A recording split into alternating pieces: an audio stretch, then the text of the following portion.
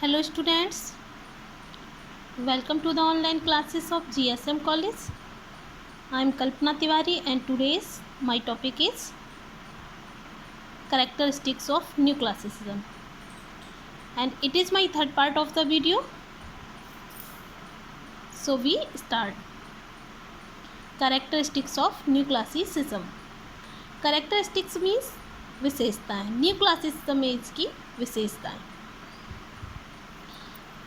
First characteristic है new classical poetry is lacking in lyrical features. New classical जो poetry थी is lacking means कमी.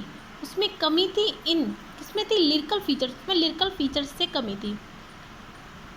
Here lyrical features means lake of imagination, lake of feelings, lake of emotions. Means उसमें imagination, emotion और feelings की कमी थी new classical poetry में. Second point है this age is famous for wit and satire. New classical age is famous for wit and satire. Wit means knowledge, ज्ञान. New classical age जो था वो अपने ज्ञान के लिए फेमस था. और सटायर मीन्स व्यंग. सटायर मीन्स व्यंग के लिए फेमस था. जो पोइट्स थे, जो राइटर्स थे न्यू क्लासिकल एज के, ऑल वर वेरी एजुकेटेड.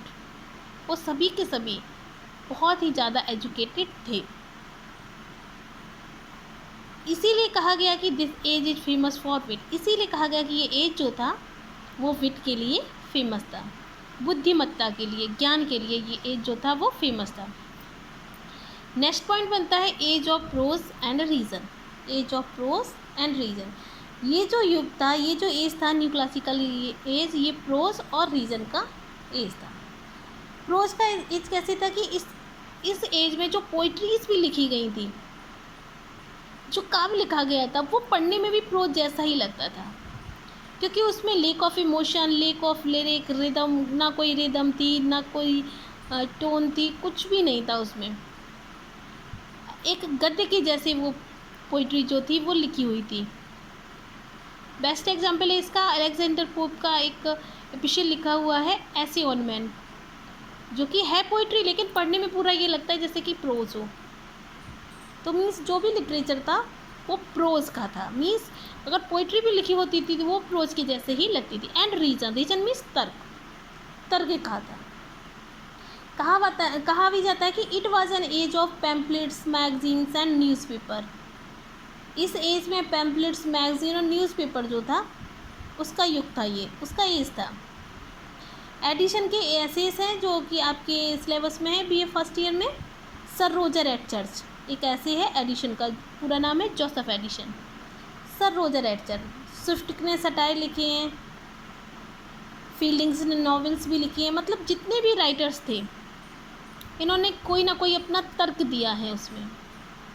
और जो पोइट्री लिखी गई है वो भी बिल्कुल प्रोज. मतलब इस एज में प्रोज पर ज़्यादा ध्यान दिया गया, गद्य पर ज़्यादा ध्यान दिया गया और रीजन पर ज़्यादा ध्यान. ज़्यादातर एसेस लिखे गए हैं, इसलिए इस एज को प्रोज और रीजन का एज कहते हैं. सटायर मीन्स होता है व्यंग करना.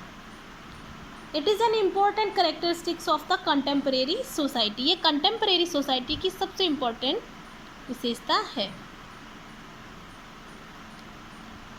Edison passes satire on social imperfections of the society in his essays The Sir Roger and Church. Edison ने क्या है? सटायर पास किया है. सटायर कर रहे हैं सोशल इम्परफेक्शन ऑफ सोसाइटी. समाज में उनको जो भी इम्परफेक्शन नज़र आता है, समाज में उनको जो भी बुराइयां नज़र आती हैं, उसको लेकर के उन्होंने एक सटायर किया है सर रोजर एट चर्च में. उस टाइम के जो भी राइटर्स थे वो क्या करते थे, अपनी कंटेम्प्रेरी सोसाइटी में ये देखते थे कौन कौन सी इविल्स हैं. उन ईवल्स को ही अपना सब्जेक्ट लेते थे और एज ए सब्जेक्ट उन्हीं के ऊपर कुछ ना कुछ लिख दिया करते थे. और ऐसे ही अलेक्जेंडर पोप ने लिखा है the rape of the lock. हालांकि ये एक मॉक-एपिक है, फिर भी इन्होंने क्या किया, इसमें एक सटायर किया है, व्यंग किया है ब्लेंडा के ऊपर. Belinda is the main character of this mock epic. Next point जो बनता है वो है they were imitating ancient Roman and Greek style. इस एज के जो भी राइटर्स थे वो इमिटेटिंग कर रहे थे. मीन्स वो अनुसरण कर रहे थे, वो कॉपी कर रहे थे जो भी प्राचीन रोमन और ग्रीक स्टाइल थी। रोमन और ग्रीक जो भी राइटर्स हुए थे, जो भी उनकी स्टाइल थी, जो भी उनकी शैली थी, उस शैली का ये लोग क्या कर रहे थे, कॉपी कर रहे थे। उन्हीं की एक्टिंग को उतार रहे थे, उन्हीं को कॉपी कर रहे थे, उन्हीं की नकल कर रहे थे। Heroic couplet is another features of it. New classical as का जो दूसरा फीचर्स है, जो दूसरी नेक्स्ट कैरेक्टरिस्टिक्स है, वो है हीरोइक कपलेट। हीरोइक कपलेट का यूज़ किया गया था, क्योंकि एशियंट रोमन और ग्रीक में भी जो भी लिटरेचर लिखा गया उसमें भी हीरोइक कपलेट का यूज़ था। अलेक्जेंडर पोप ने जो मॉक एपिक लिखा है, जबकि हीरोइक कपलेट का यूज़ जो होता है वो एपिक में होता है, लेकिन उसको सटायर के रूप में लिखा है ना, as a form of satire. Mock epic को लिखा है अलेक्जेंडर पोप ने, the rape of the lock, उसमें उन्होंने जो लिखा है उसको भी उन्होंने हीरोइक कपलेट में लिखा है। इसके बाद जो है वो है new classical literature of the town. Next point जो बनता है वो है literature of the town. The literature of this period is confirm to the town and London coffee house. इस टाइम का जो भी लिटरेचर था वो टाउन से रिलेटेड था और लंदन कॉफ़ी हाउसेस से रिलेटेड था।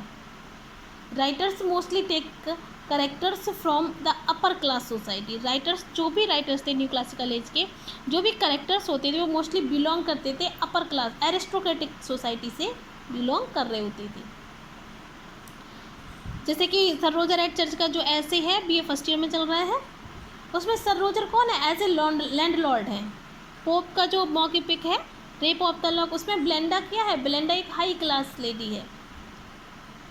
तो इन लोगों के जो करेक्टर्स होते थे, जो भी ये लोग स्टोरी, जो भी ये प्रो, जो भी ऐसे लिखते थे, इनकी जो स्टोरीज में जो भी करेक्टर्स होते थे वो मोस्टली हाई क्लास से एरिस्टोक्रेटिक सोसाइटी से रिलेटेड होते थे। इसके बाद आता है न्यू क्लासिकल राइटर वर रियलिस्ट। न्यू क्लासिकल के जो राइटर्स थे वो कैसे थे, रियलिस्ट थे, मतलब वास्तविकतावादी थे। रियलिस्ट से तात्पर्य ये है कि they search deeply the imperfections of society. वो इम्परफेक्शन सोसाइटी का सर्च करते थे बहुत डीपली। ईविल्स को देखते थे कि हमारी सोसाइटी में कौन कौन सी ईविल्स हैं। अपनी कंटेम्परेरी सोसाइटी में वो लोग ईविल्स को बहुत डीपली सर्च किया करते थे कि समाज में कौन कौन सी बुराइयां हैं, और फिर उन्हीं बुराइयों को लेकर के एज ए सटायर के रूप में कुछ ना कुछ लिख दिया करते थे, कोई ना कोई वर्क लिख दिया करते थे। तो जो सब्जेक्ट मैटर था वो तो रियल था, तो इसी वजह से न्यू क्लासिकल राइटर व रियलिस्ट, इसीलिए वो रियलिस्ट माने जाते हैं। वास्तविकता, यथार्थवादी, मीन्स वो जो बात कह रहे होते हैं वो यथार्थ से रिलेटेड होती थी, वास्तविक किसी ना किसी से संबंधित वो बात होती थी। They express the real picture of society in which they lived. वो एक्सप्रेस करते थे, अभिव्यक्त करते थे जो वास्तविक पिक्चर होती थी सोसाइटी की, इन विच दे लिव्ड, जिसमें वो रह रहे होते थे। अपने आसपास का ही कुछ ना कुछ सब्जेक्ट मैटर ले लेते थे, बस नाम चेंज करके स्टोरी सेम टू सेम वही लिख दिया करते थे, इसीलिए वो लोग रियलिस्ट माने जाते थे। नेक्स्ट जो पॉइंट है वो है totally disregard imagination, feeling and emotion. New classical के जो भी राइटर्स थे, जो भी पोइट थे, उन्होंने टोटली डिसरिगार्ड कर दिया था। डिसरिगार्ड माने मतलब बिल्कुल उसको नहीं माना था, अब मानना ना मानना, उन्होंने बिल्कुल उसको छोड़ दिया था। किसको छोड़ दिया था अपने साहित्य में, इमेजिनेशन को छोड़ दिया था, फीलिंग को छोड़ दिया था और इमोशन को छोड़ दिया था।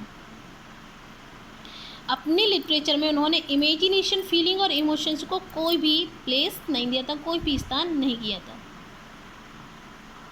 They give no place to imagination, feelings and emotions. Next point जो बनता है वो है it was a movement against Renaissance and romanticism. ये जो न्यू क्लासिकल एज था ये एक मूवमेंट था, एक प्रकार से ये एक आंदोलन था रिनेशा के खिलाफ और रोमांटिसिज्म के खिलाफ। बिल्कुल जस्ट अपोजिट था। रिनेशा में भी इमेजिनेशन, इमोशन को प्राथमिकता दी गई है, रोमांटिसिज्म में तो है ही। रोमांटिसिज्म जो एज है full of imagination, emotions and feelings, but new classical age is just opposite to renaissance and romanticism. Next point जो बनता है वो बनता है new classical writers were well educated so they use scholarly images in their works. New classical writers जो थे वो well educated थे, बहुत ज़्यादा बुद्धिमान हुआ करते थे, इसीलिए दे यूज स्कॉलरली इमेजेस। इसलिए उन्होंने जो भी इमेजेस दी हैं स्कॉलरली इमेजेस, मतलब बौद्धिकता से भरी हुई इमेजेस को उन्होंने अपने वर्क्स में यूज़ किया है। न्यू क्लासिकल राइटर्स जो थे बहुत ज़्यादा बुद्धिमान थे, बहुत पढ़े लिखे हुआ करते थे, वेल एजुकेटेड हुआ करते थे, इसलिए उन्होंने जो भी लिटरेचर लिखा है उसमें उन्होंने स्कॉलरली इमेजेस का यूज़ किया है। I hope you all will understand very well. Thank you.